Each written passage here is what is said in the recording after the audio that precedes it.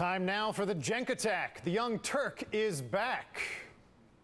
All right, thank you, Matt. I want to talk about how our politicians lose their mind a little bit when it comes to the government of Israel. In the one case here that we have, it doesn't matter if you're left wing, you're right wing here in the United States, you support the government of Israel. Doesn't matter if the government of Israel is left wing or right wing, they're always right. Perfect example is what happened here with President Obama's speech recently and then Prime Minister Netanyahu's speech in Congress yesterday. So the president says, hey, we should go to the 1967 borders with mutually agreed swaps. Now, this is the least objectionable thing a president has ever said. That's exactly what George W. Bush said. That's what Hillary Clinton said before. That is what the former Prime Minister of Israel, Ehud Olmert, said. That is what the current opposition in Israel says. And until very recently, in fact, last year, Netanyahu agreed to the same exact thing. But what happens? The Republicans jump down President Obama's throat, and they say that he's throwing Israel under the bus, and it is unprecedented and unbelievable. Prime Minister Netanyahu, who is incredibly right-wing, jumps on that and says, all right, fantastic. Thank you for that gift. And then he comes in front of Congress yesterday and gets standing ovations from both Republicans and Democrats. I don't know how that makes sense, but first let's watch a piece of his speech from last night. Israel will not return to the indefensible boundaries of 1967.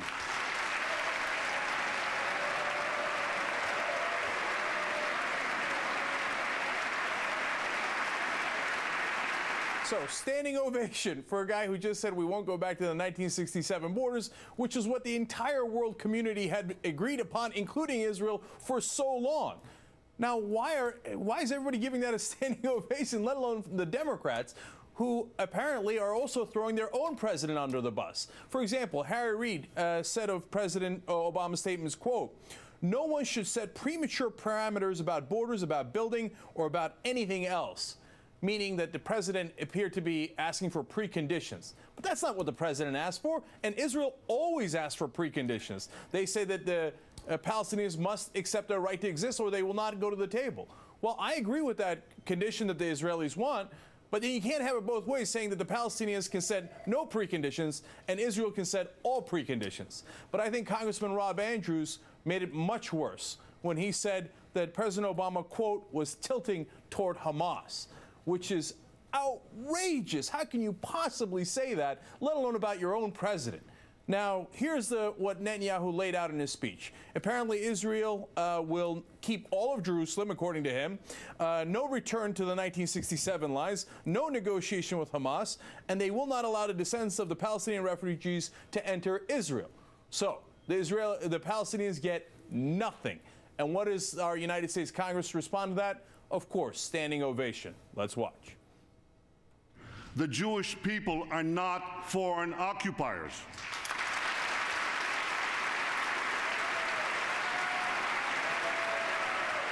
Except, of course, there are millions of Palestinians who are actually currently occupied by the state of Israel.